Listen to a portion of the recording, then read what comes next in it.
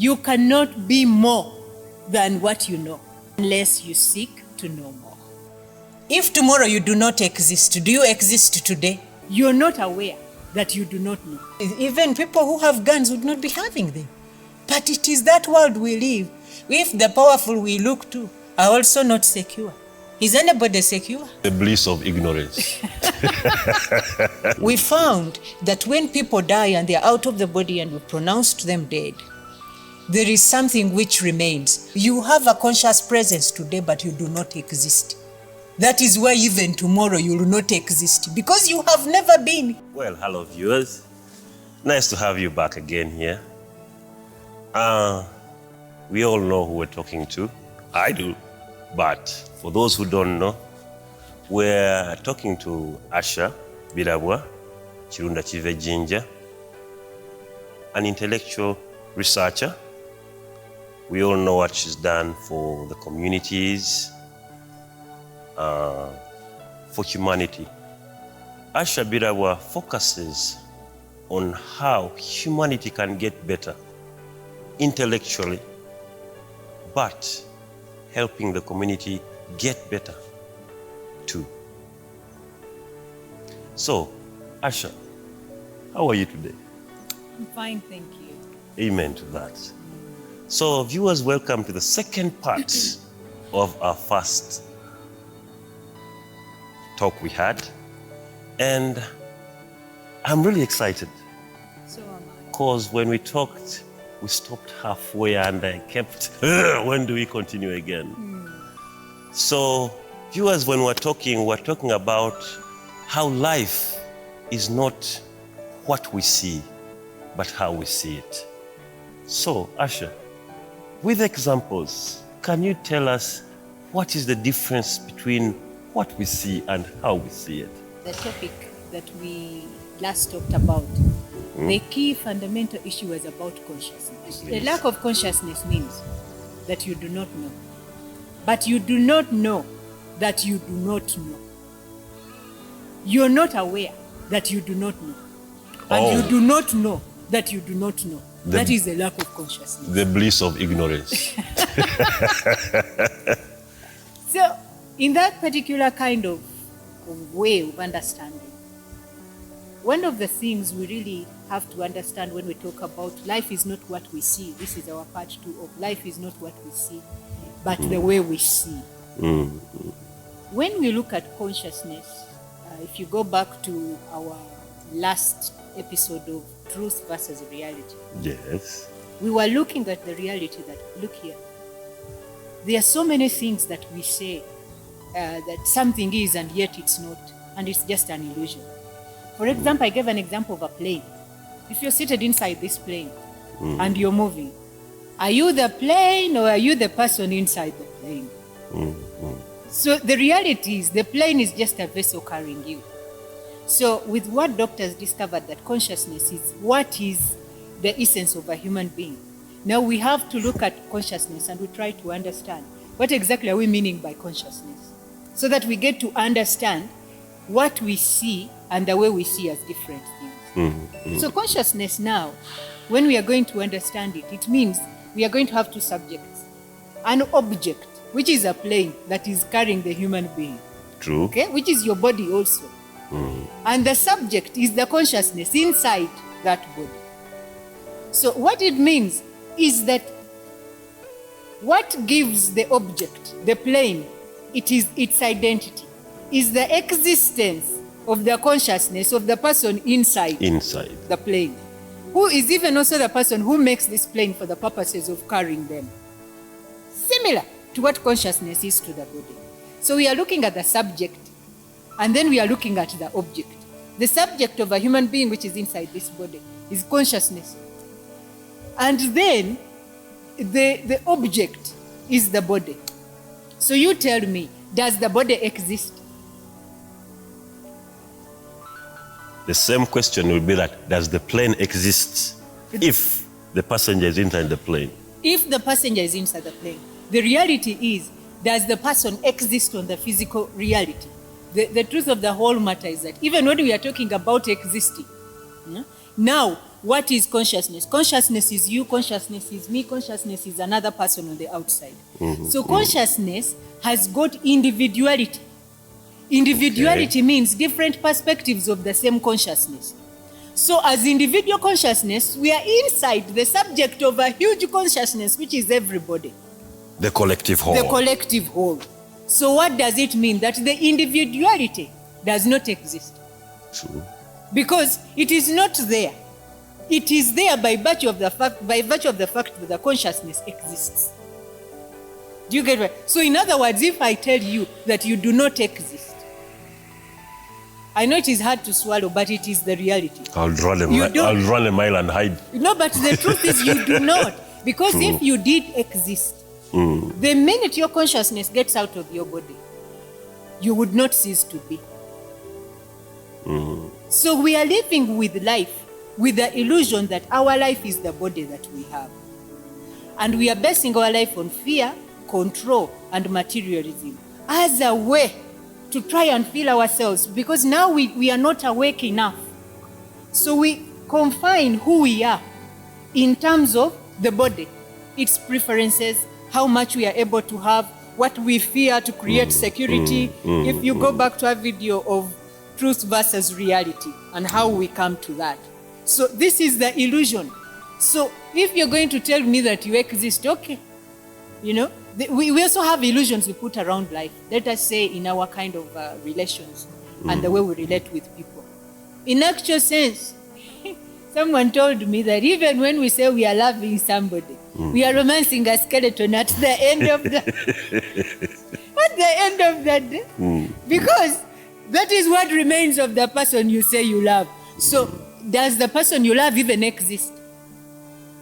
When you put it in that way, not really. So the person doesn't exist. So life is an illusion, the way that we have it. The reality is our consciousness.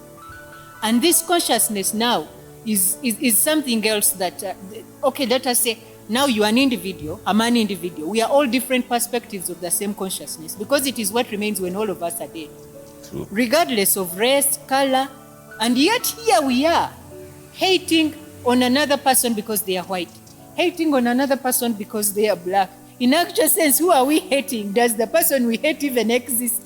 Apparently not. We're just hating ourselves. We are hating ourselves in the. So this is the truth of how illusions go, you know. And yet there are people who talked about it, like Isaac Newton talked about bodies in motion. And he said that bodies in motion, you imagine balls that are in one place. You're playing, what is this game where you hit at one and then all of them go and hit straight in a hole. I don't know what that's pool or snooker. That's snooker. So you have a ball. We are all bodies in motion. What is pushing us to know ourselves and to know who we are our emotions. And our emotions are also based on the illusion of the body. Fear, insecurity, control, and materialism. So when we are interacting with each other, what we do not know that causes us not to be friends with one person or not to be friends with another person is that you are clashing with a degree of consciousness with another person. Either you're this conscious and the other one is that conscious. So you're knocking each other. And these bodies in motions and your feelings are guiding you to knock each other. But the end goal, like I said in truth versus reality, is that whichever path you're choosing, whether you're choosing your body, whether you're choosing the consciousness to live consciously, you are still going to end up conscious. Because even when you experience something more of what you do not have or something or what you do not want, you're going to end up knowing for sure what you do not want.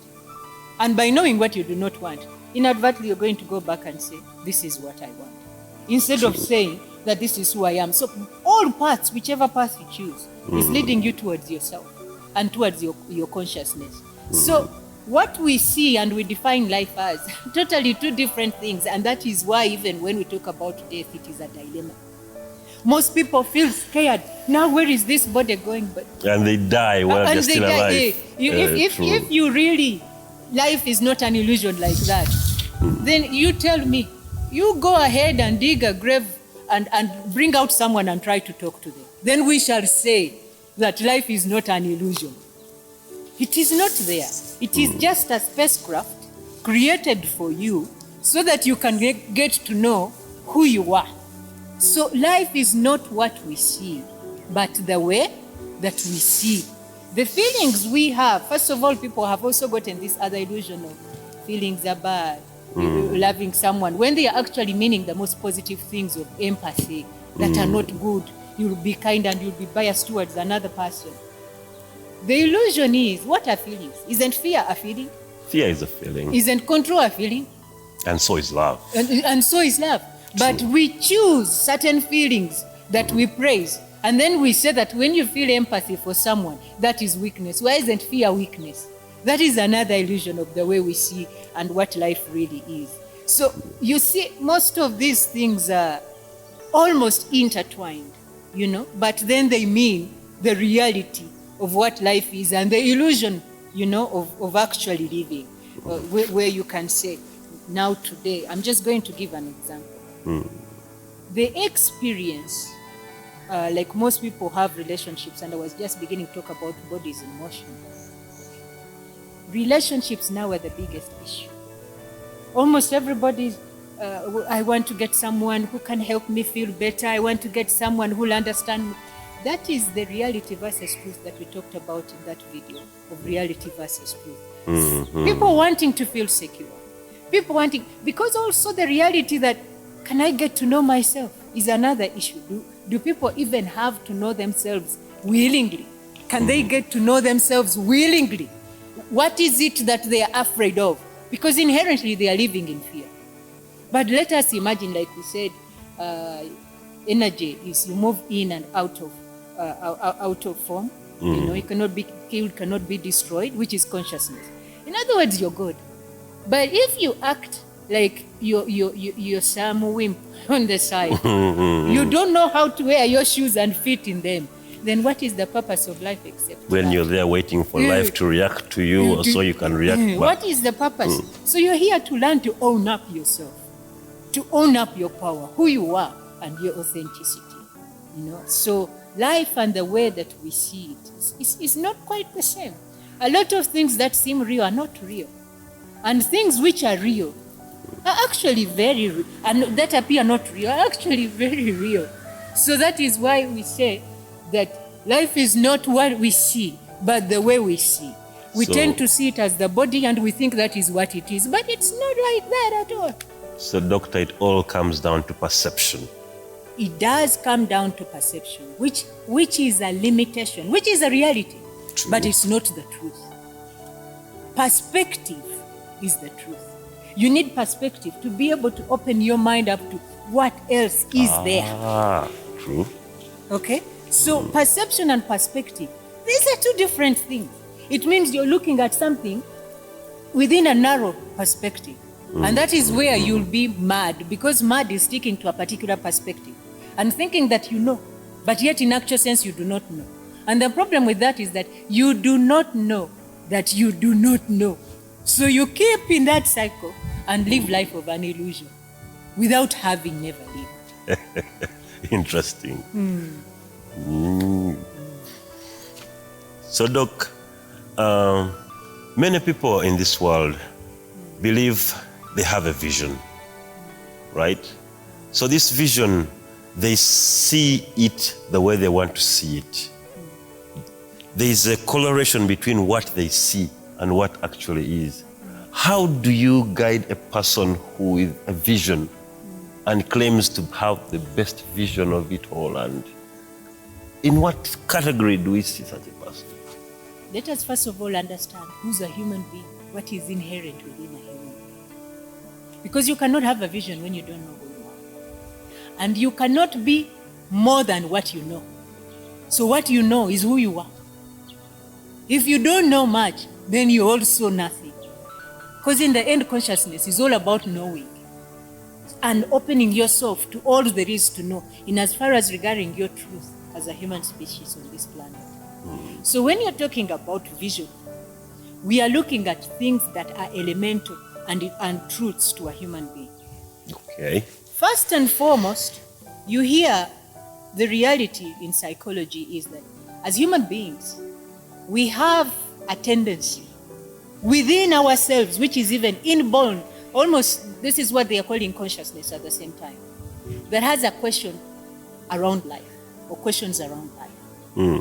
And once these questions are not answered, then there is disillusionment. By observational psychology, you even notice a little baby, besides calling mama, papa, mom and dad, the first thing they will talk about is who, why, what. It is that inquiry within a child that is already wanting to understand. It's inherent. You get what I'm trying to say? So this is the human nature when you're studying the psychology of human behavior. And this human nature is inherent in everybody. So we have what we call an introspect of a human life before you even begin talking about a vision on the outside. And when we talk about this introspect, we are also talking about issues that regard the subjective introspect and then the objective introspect. Okay. The objective introspect comes from a point of, why am I here in this world? Who am I as a human being? Why was I born? Why did I even get placed in Africa? Why was I born in Europe? Or in Katanga. Or in Katanga, for that case. In any slum you can talk about. Kibera, in Kenya. And anything of that sort. That is questions you're asking around life. Why do people even die? Why are they even born? They are not personal. You're asking questions pertinent to anybody that has dared to reflect at one point. Those are the objective questions. And then there are subjective questions, which are, why am I this way? Why don't people like me? Why do people treat me bad? Why do I always get into the wrong relationships all the time? Why do people call me ugly? Why was I born with this big nose? All those are very, very questions. And in psychology, once or the minute someone does not understand the questions around their life and their life events, then they are going to have what they call disillusionment, despair. And when they have disillusionment and despair, it means that that is going to affect the quality of life that they have. Also referred to by one elder as the crisis of confidence.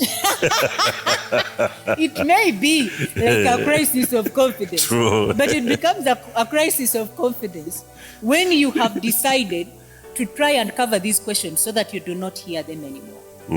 Now what are you going to do? Now you've created what we call a human void. So what are you going to do to cover up this emptiness of the human void? You're going to seek knowing. Before you become anything, you're going to seek knowing.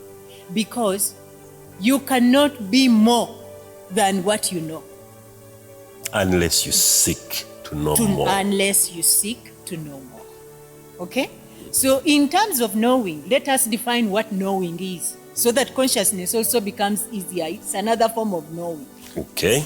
So knowing now, if we are to define it, according to a certain scientist named Rudolf Steiner, he takes knowing as something that seeks the truth, a knowing that seeks the truth, has a sense of imagination. Imagination, which means, can this be better? Is there another way? That imagination, which is openness of the mind. And it also has a degree of personal responsibility. Do you get what I'm trying to say? Loud and clear. Now that is what they call a knowing. So, but however, there are blockages to knowing. And what are these blockages to knowing? One, there is really being incapacitated to know. You've never gone to school. You don't know how to read and write. You can't read anything. Even if I write on a board in front of you, I'm going to kill you today. It won't help you. In simple terms, you don't have a memory card. You don't have a memory card. It's zero. You cannot get what exactly is there. So that is the first category. You're naturally incapacitated to know. Even if things are right in your face, even if it's a writing on the wall, you can't read it, period. And then there is what we call circumstantial blindness. Circumstantial blindness is when you are in a condition that you cannot afford realistically to see anything except that you're going through at that time. It's like you're having war. Really, in war, how much can you think about reading a book or adding on to yourself? The key, No way. the key is survival. So once you're able to survive, in that kind of angle, that is all you're looking forward. Tomorrow can look after itself, but for now, you're just simply trying to survive. That is circumstantial. That is circumstantial blindness. Then there is what they call environmental prejudices. True. Environmental prejudices, these are preferences, customs, and norms within a specific environment that a person lives in. These can be culture, these can be religion, it can even be a worldview. With these cultural biases and prejudices, or environmental prejudices, as I call them, these are hindrances to knowing. You find that a person is more told that to belong, a sense of belonging, is more important than being yourself. And then there is what society, which doesn't have heads, which doesn't have anything, we shall talk about that a little bit later. Okay. It has these norms of the way you must behave. And in order to behave that way, you have to quit who you are. Your conscience, which is supposed to tell you what is right and wrong, in order to have a sense of belonging. And when you have this sense of belonging, now you are accepted within the community. Now we must remember that individuality does not have a common agenda. Oh, that's very true. Okay? So the minute you lose individuality, it means you've ceased to have the value that can actually create society. Because now you've sold your sense of belonging, you belong to the community. Due to the preferences and values that you must do in order to belong to this society.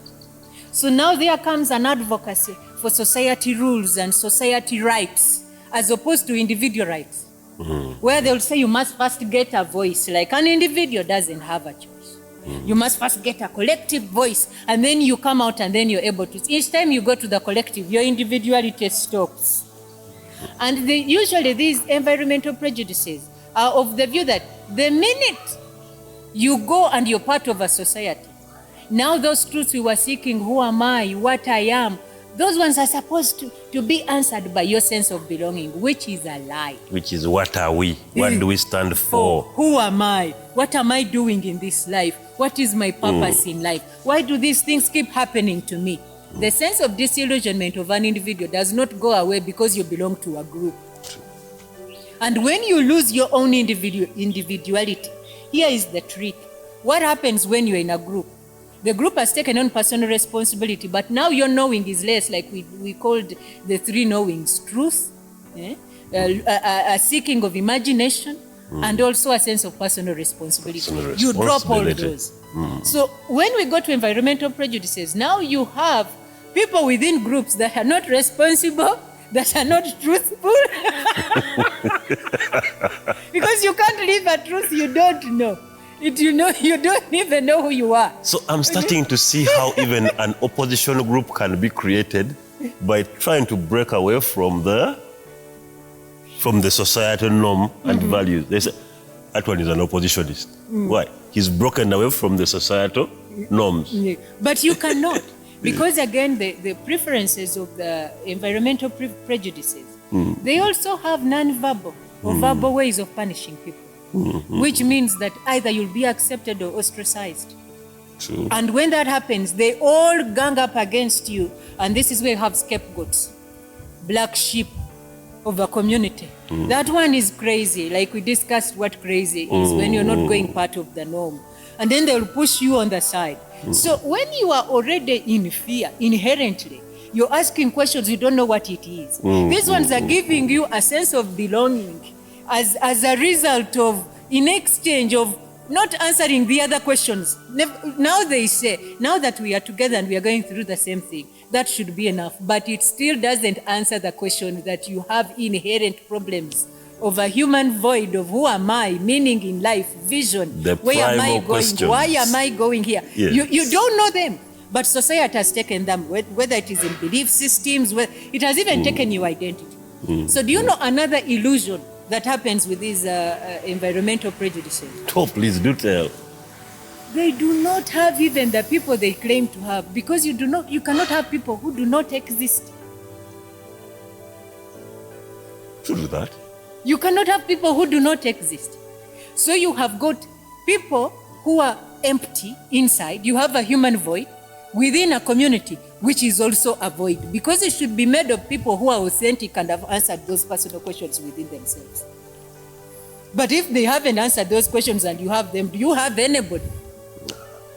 All you have is an illusionary body of laws, preferences, and prejudices, and this is what you have. And a group of conformists. And a group of conformists. And then those that are not part of a group. Opposition. So in actual sense, you don't even have anybody. True to that. You know, the people don't have themselves, so even you as a community, you do not have them. So this is the illusion of life. We think that that is going to catch up, it doesn't. You're capitalizing on people who are not there.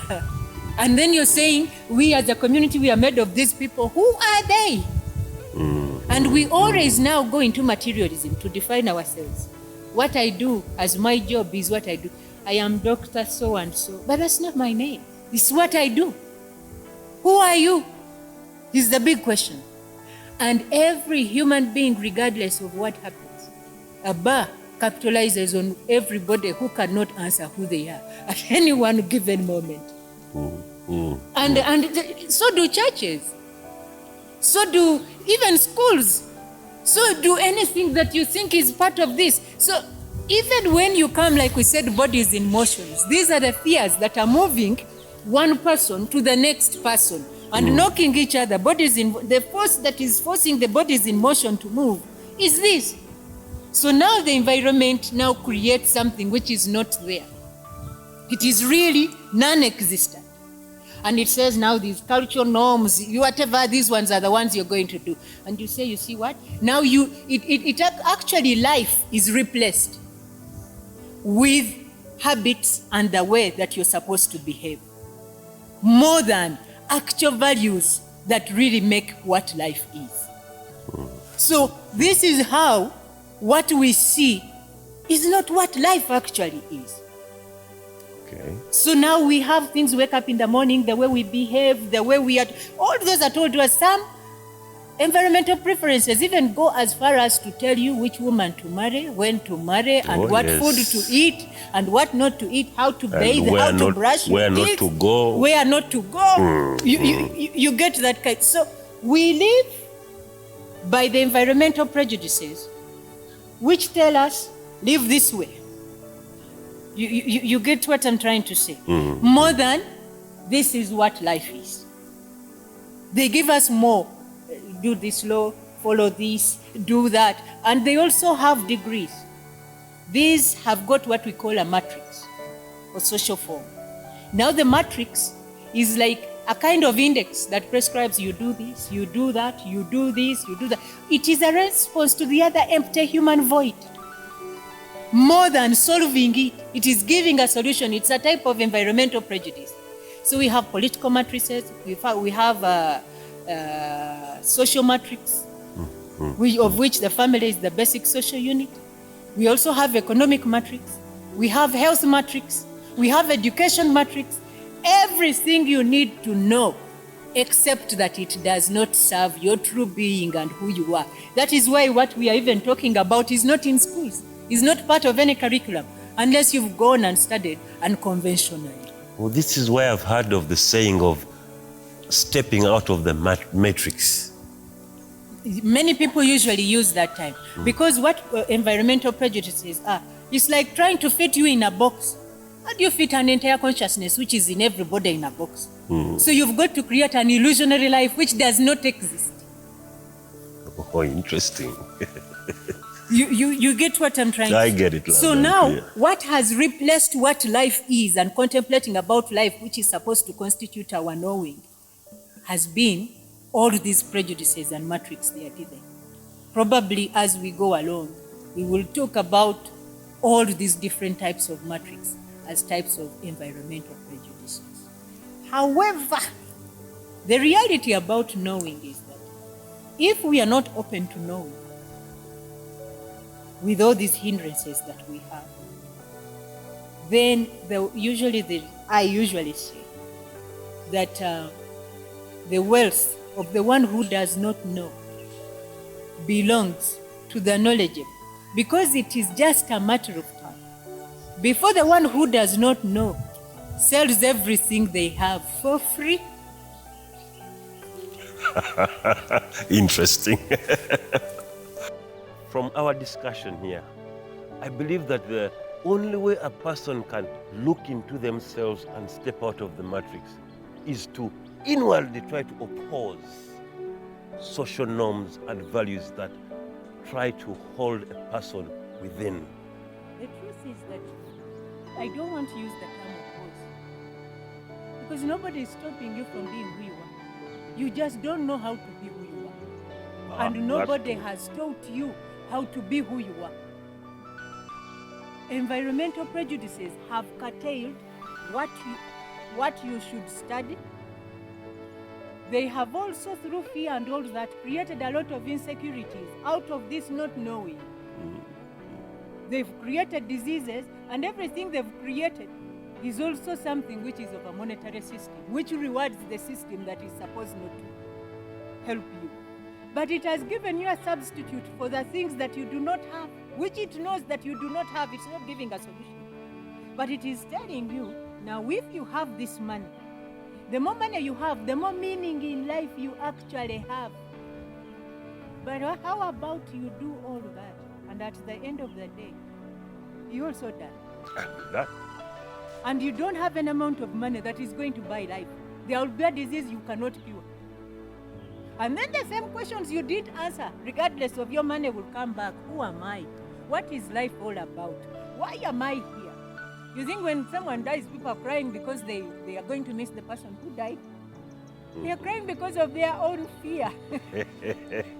And also that tomorrow it can be them and they are in that state. True. That's why they say that, before you die, your life flashes in front of your eyes and you get a total sum of your mediocrity. You've lived your life, how fulfilled you are. The reality is, until you know who you are, you haven't lived. True. Because you cannot live what you do not know. Why are we having issues in relationships which are too much? It's because you want to have a relationship with a person who doesn't exist. So what the hell are you having a relationship with?